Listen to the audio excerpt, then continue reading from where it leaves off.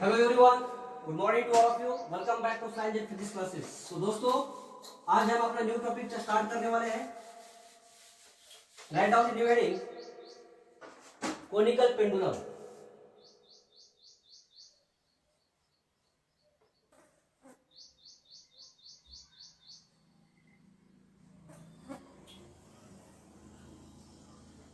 तो दोस्तों, पेंडुलम क्या होता है? सबसे पहले हम देखेंगे पेंडुलम क्या होता है। ये कोनिकल के ऊपर बाद में आएंगे। सबसे पहले हम देखेंगे कोनिकल क्या होता है, सॉरी पेंडुलम क्या होता है। तो दोस्तों, एक स्मॉल मेटेलिक बॉब है, एक स्मॉल लोहे की गोटी मान लीजिए हम, एक स्मॉल मेटेलिक बॉब होता है। और वो बॉब जो है एक स्ट्रिंग को बंधा है, एक स्ट्रिंग है, एक रस्सी से उसे बांध दिया है, ठीक है। और ये जो रस्सी है जिसे बॉब कनेक्ट किया है, ये रस्सी एक रिजिड सपोर्ट को सस्पेंड की है, राइट। तो इस अरेंजमेंट को हम क्या बोलेंगे? इस अरेंजमेंट को हम बोलते हैं पेंडुलम। क्या बोलेंगे हम इसे? पेंडुलम। ओके, इसे हम क्या बोलते हैं? बॉब। ये स्मॉल मेटेलिक बॉब होता है और ये है अपनी स्ट्रिंग और ये है अपना रिजिड सपोर्ट।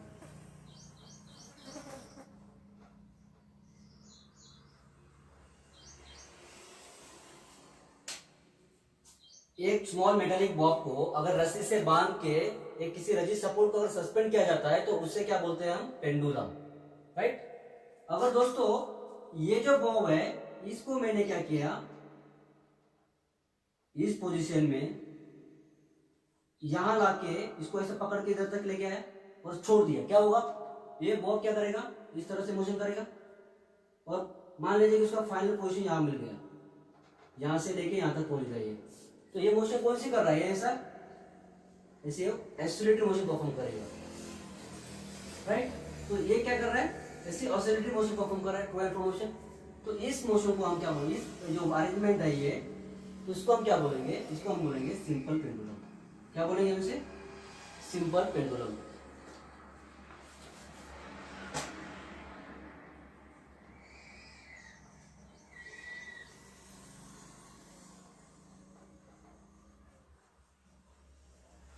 ओके, इस अरेंजमेंट को बोलते हैं simple pendulum.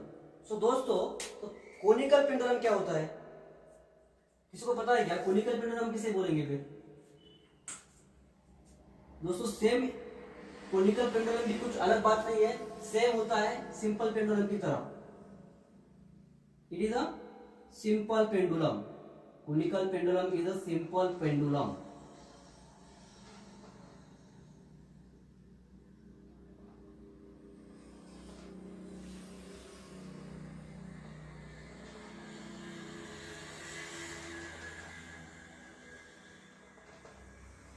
Okay, conical pendulum क्या होता है? एक सिंपल एक पेंडुलम ही होता है। लेकिन उस केस में क्या होता है? देखो, इस केस में क्या होता है, जो अपना बॉब है, बॉब क्या करता है? Bob describe horizontal circle. ये जो बॉब है ये क्या करता है? हॉरिजॉन्टल सर्कल डिस्क्राइब करता है, राइट। और ये जो स्ट्रिंग है, ये जो स्ट्रिंग है, ये जो अपनी बंधी हुई स्ट्रिंग है, ये क्या करती है? ये डिस्क्राइब करती है कोन। ये दिख रहा है कोन लाइक सरफेस। ये जो अपनी स्ट्रिंग है, ये अपना बॉब। बॉब क्या करता है? Bob describe horizontal circle and string describe a cone, so that it is called as conical pendulum. मतलब इसके नाम में ये कोनिकल पेंडुलम। पेंडुलम मतलब क्या है? इस अरेंजमेंट को हम पेंडुलम बोलेंगे। और कोनिकल मतलब क्या है? इस पे इस केस में कुछ कोन जैसा हो रहा है, राइट। कुछ ना कुछ कोन जैसा हो रहा है। मतलब कैसे हो रहा है? देखो, सपोज ये मान लीजिए ये अपना स्मॉल छोटा सा बॉब है, राइट। इसे बॉब कंसीडर कीजिए। ये अपनी स्ट्रिंग है, राइट। इसे रिजिड सपोर्ट को बंधा हुआ है, ठीक है। अगर मैंने इस बॉब को ऐसे छोड़ दिया, देखो इस यहाँ पे खींच लेके आया और छोड़ दिया, क्या करेगा? ऐसे ऑसिलेटरी मोशन परफॉर्म कर रहा है। तो इसे हम बोलेंगे सिंपल पेंडुलम, राइट। खत्म। तो अपना कोनिकल पेंडुलम कैसे बोलेंगे हम? सिंपल एक सिंपल पेंडुलम है अपना, सेम। तो मैं इसको इस पोजीशन में लाके क्या कर रहा हूँ? थोड़ा सा किक मार रहा हूँ। ऐसे क्या होगा? दिख रहा है क्या कर रहा है? हॉरिजॉन्टल सर्कल परफॉर्म कर रहा है, राइट। ये बॉब। और ये जो अपनी स्ट्रिंग है, दिख रही है ये कैसे मोशन परफॉर्म कर रही है? कोन। दिख रहा है कैसे? कोन जैसा तो ऐसा कोन जैसा मोशन परफॉर्म कर रही है, तो इसीलिए क्या होता है, इसे बोलते हैं कोनिकल पेंडुलम। मतलब ये बॉब है अपना, बॉब डिस्क्राइब कर रहा है horizontal circle and the string जो है, स्ट्रिंग डिस्क्राइब कर रही है अपना cone, so that it is called as conical pendulum. Okay, write down the definition of conical pendulum.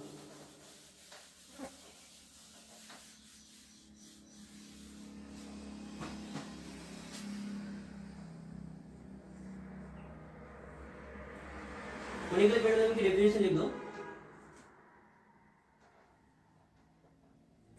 It is a simple pendulum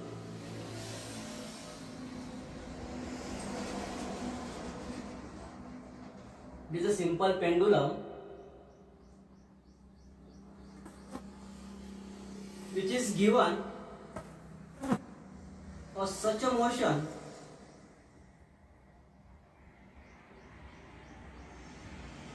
that the bob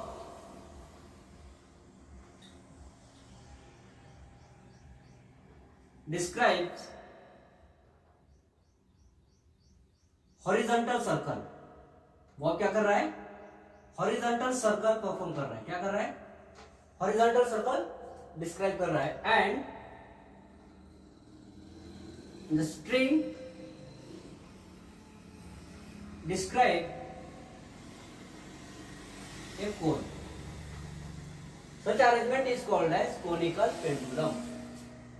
okay, so दोस्तों ये Bob अगर horizontal circle perform कर रहा है, इसके ऊपर जो dynamics act होते हैं, सबसे पहले हम इसके ऊपर डायनामिक्स कौन कौन से, ये अब हम स्टडी करेंगे। ठीक है, डेफिनेशन होगा क्या, all of you clear the definition, right.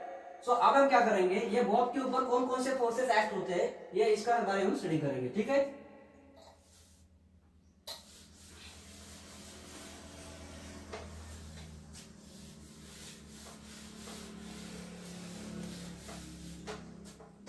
मैं यहाँ पे एक फिगर बनाता हूं इस टाइम।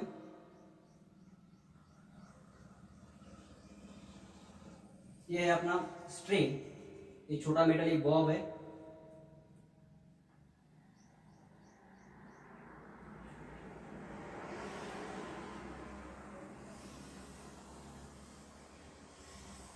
ये क्या कौन सा मोशन परफॉर्म कर रहा है, ये Bob horizontal circular motion perform कर रहा है। ठीक है,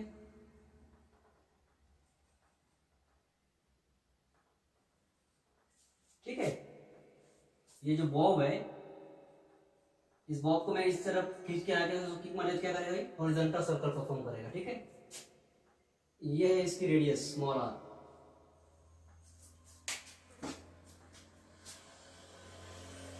ये है इसकी लेंथ, स्ट्रिंग की लेंथ क्या है, स्मॉल एल, तो इसका बॉब का मास जो है वही यम। ओके, तो दोस्तों इसके ऊपर कौन कौन से डायनामिक्स है ये एक बार देख लेते हैं। सबसे पहले क्या आएगा, ये बॉब का जो वेट है डाउनवर्ड डायरेक्शन में आएगा, ये तो आपको पता होगा ही। ठीक है, जो बॉडी का जो मास होता है वो ऑलवेज डाउनवर्ड डायरेक्शन होता है। ठीक है, तो दूसरा जो फोर्स है ये कौन सा होता है, देखो पहला फोर्स कौन सा है अपना, weight mg, forces acting on the bob, किस डायरेक्शन में है, डाउनवर्ड डायरेक्शन में, राइट। दूसरा फोर्स कौन सा है, tension, tension in the string, T naught बोलेंगे हम इसे, राइट, क्योंकि हमें क्या करना है, डेरिवेशन टाइम पीरियड का निकालना, तो टाइम पीरियड को भी हम टी से डिनोट करने वाले हैं। ठीक है, तो हम टेंशन को क्या लिखेंगे, टी नॉट, राइट। तो दूसरा फोर्स कौन सा है, टेंशन, टेंशन टी नॉट, वो किस दिशा में है, along the string, along the string in the upward direction, right, string के along है, right। सो ये दो फोर्स बॉडी के बॉब के ऊपर एक्ट हो रहे हैं। ठीक है, सो दोस्तों suppose this angle is theta, ये एंगल क्या है, थीटा है, राइट। तो मैं क्या करता हूं, इसे ऐसे टिक टिक टिक टिक टिक लाइन मार लेता हूं, वर्टिकल लाइन, राइट। सो हमें क्या करना पड़ेगा, ये जो है, ये जो टेंशन है इसे हमें रिजॉल्व करना पड़ेगा, राइट। ये एंगल थीटा है, तो इसे रिजोल्व करने के लिए या तो हमें ये एंगल पता होना चाहिए या तो ये एंगल पता होना चाहिए।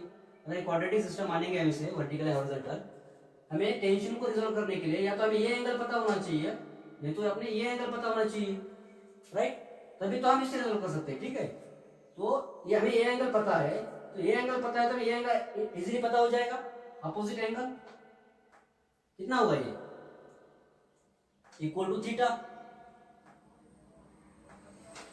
अपोजिट एंगल, ये अगर एंगल ये वर्टिकल से कर रहा है तो ये सेम ही वर्टिकल से एंगल कर रहा है, अपोजिट एंगल, एंगल कितना होगा, थीटा, राइट?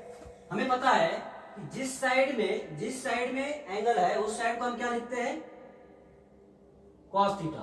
क्या लिखते हैं, cos थीटा लिखो।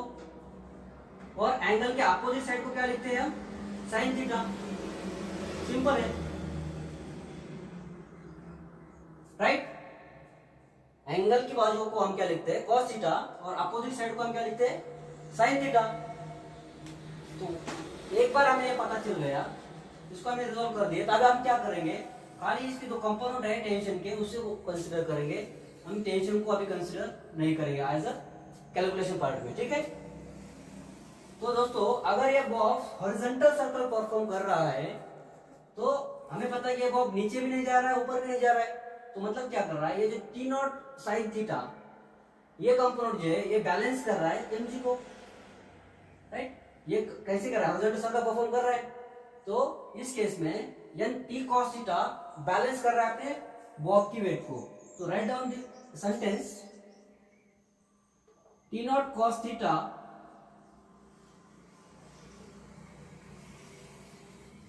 will balance weight mg,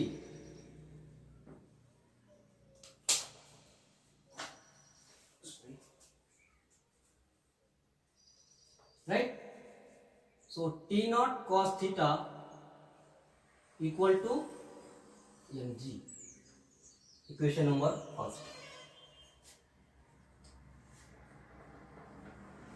अगर दोस्तों ये Bob horizontal circular motion perform कर रहा है तो हमें पता है अगर कोई हॉरिजॉन्टल सर्कुलर मोशन कर रहा है कोई बॉडी, तो उस केस में एक सेंटर की ओर एक फोर्स होता है, सेंटर की ओर एक फोर्स होता है। कौन सा फोर्स होता है वो, सेंट्रीपिटल फोर्स, एफसीपी। सेंटर की ओर एक फोर्स होना जरूरी है सर्कुलर मोशन परफॉर्म करने के लिए। तो इस केस में सेंट्रीपिटल फोर्स कौन प्रोवाइड कर रहा है, देखिए इधर थोड़ा, अगर बॉडी कोई सर्कुलर मोशन परफॉर्म कर रही है तो उस केस में एक सेंट्रीपिटल फोर्स होना जरूरी है। तो सेंट्रीपिटल फोर्स इस केस में कौन प्रोवाइड कर रहा है, राइट? ये बॉक्स तो हॉरिजॉन्टल सर्कल डिस्क्राइब कर रहा है, तो इस केस में एक सेंट्रीपिटल फोर्स होगा ही। तो इस केस में सेंट्रीपिटल फोर्स कौन प्रोवाइड कर रहा है, ये जो अपना T naught sine theta component है ये ही अपना सेंट्रीपिटल फोर्स प्रोवाइड कर रहा है। समझ रहेगा, देखो ये T naught sine theta component किधर है, टुवर्ड द सेंटर है, सेंट्रीपिटल फोर्स किधर है, टुवर्ड द सेंटर ही होता है। तो टी नॉट साइन थीटा यही कंपोनेंट अपना नेसेसरी सेंट्रीपिटल फोर्स प्रोवाइड करेगा, ठीक है? So write down sentence, the necessary centripetal force, the necessary centripetal force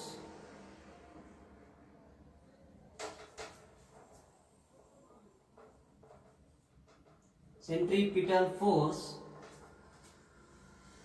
is provided by, कौन प्रोवाइड कर रहा है, T naught sine theta, right? So we can write T naught sine theta equal to centripetal force, right? तो T naught sine theta, centripetal force कितना होता है, M V square by R, और it is also equal to M R omega square, right?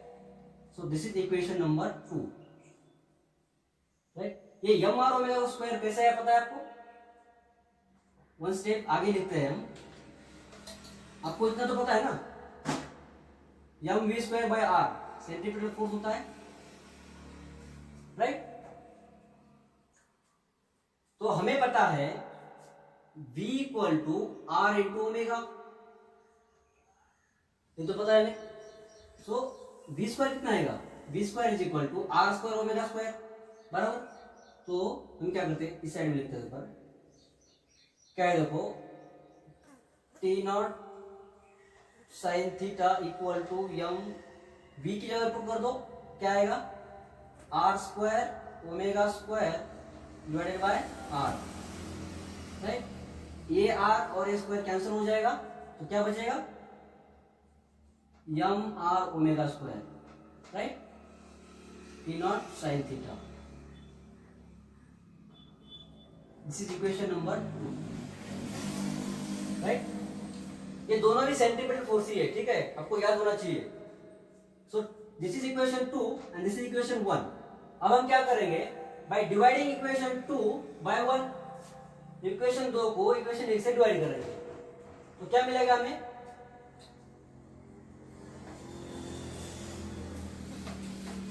we'll get by dividing equation 2 by 1 we get क्या है equation 2, M R omega square equal to T naught sine theta, right. Equation 1 क्या है, divided by M G T naught cos theta, right. दोस्तों this m and this m will get cancel, right, t naught will get cancel, तो क्या बचा, r omega square divided by g equal to sine theta divided by cos theta, equation number 3। यहां तो समझ में आया, थोड़ा इसे फिगर को ऑब्जर्व करो। अब हम क्या करेंगे, साइन थीटा का वैल्यू निकालेंगे ये फिगर के ऊपर से, ठीक है।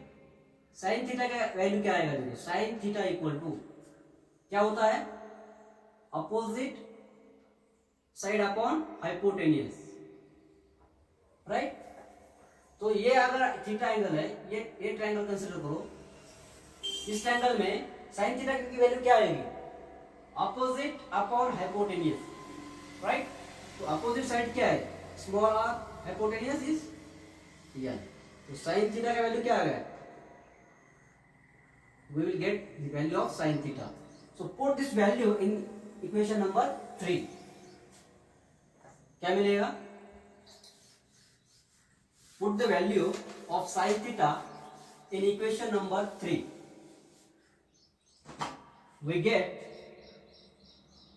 r omega square divided by g equal to r by l divided by cos theta. By rearranging this equation, we get omega square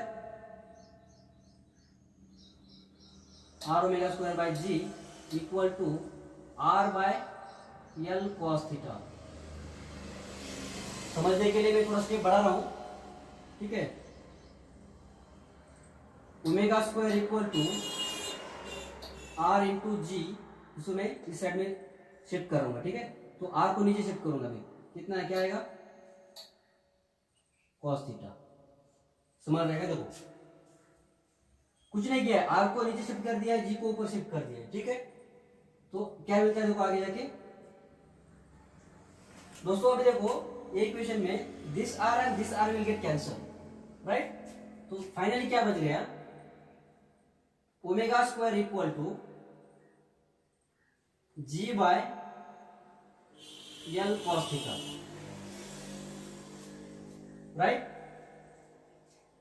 so finally by taking square root क्या मिला, omega equal to square root of G by L cos theta. यहां तक समझ में आया, omega equal to under root of G by L cos theta. तो दोस्तों हमें पता है omega equal to 2 pi by T, हमें क्या करना है, टाइम पीरियड का इक्वेशन डिराइव करना है, राइट, टाइम पीरियड निकालना है इसका। तो omega equal to 2 pi by T, right. तो put this value in this equation, क्या है, square root of g by L cos theta, put कर दो सब वैल्यू 2 पाई बाय टी।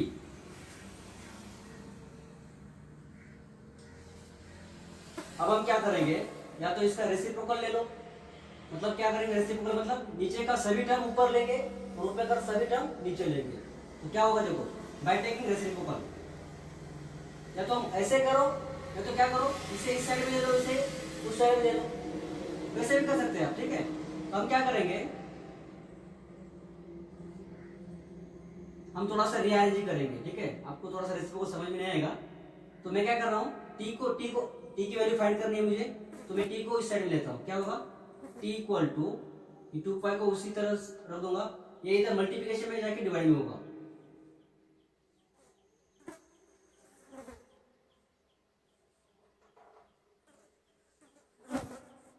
ठीक है, T equal to 2 pi by square root of G A divided by L cos theta, right.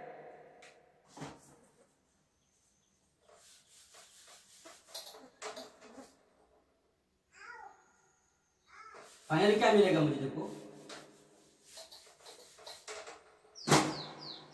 T equal to ये 2 पाई, right, ये divide में है, तो इससे क्या होगा, ये ऊपर आएगा और जी नीचे रहेगा, कैसे आएगा देखो, L cos theta divided by G, right, ये डिवाइड बाय डिवाइड है, राइट में, मतलब क्या होगा, एल कॉस थीटा किस में आएगा, मल्टीप्लिकेशन में आएगा, राइट, और जी को डिवाइड में रख देंगे, ठीक है। तो this is an expression for time period of a bob, right, in a conical pendulum. So ये एक्सप्रेशन है टाइम पीरियड का। सो डियर फ्रेंड्स, हम इसके बेसिस के फ्रीक्वेंसी भी निकाल सकते हैं, राइट। अगर हमें एक बार टाइम पीरियड पता चल गया तो हम फ्रीक्वेंसी भी इजीली निकाल सकते हैं। कैसे निकालेंगे, हमें पता है फ्रीक्वेंसी इक्वल टू फ्रीक्वेंसी, एक बार टाइम पीरियड पता चल गया तो फ्रीक्वेंसी बहुत इजी है, n इक्वल टू 1/t, मतलब रेसिप्रोकल है टाइम पीरियड का। Finally we will gate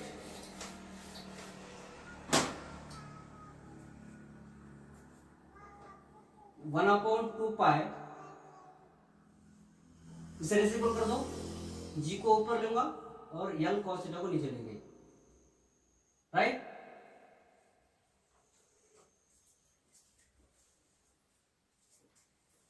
Right?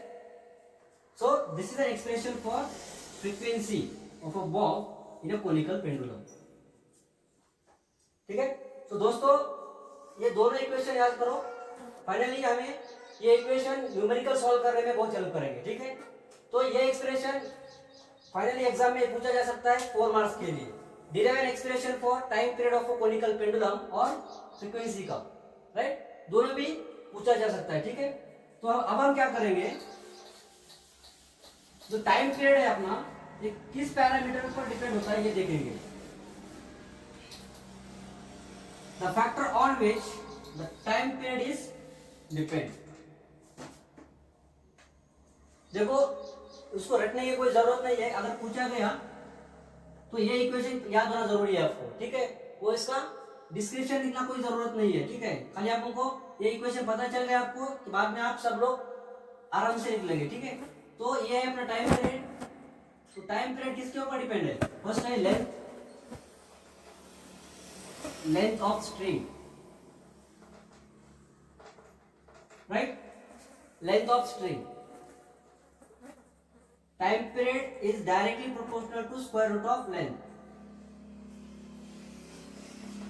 Next one, cone angle, time period is directly proportional to cone angle cos theta, and last and third one is acceleration due to gravity,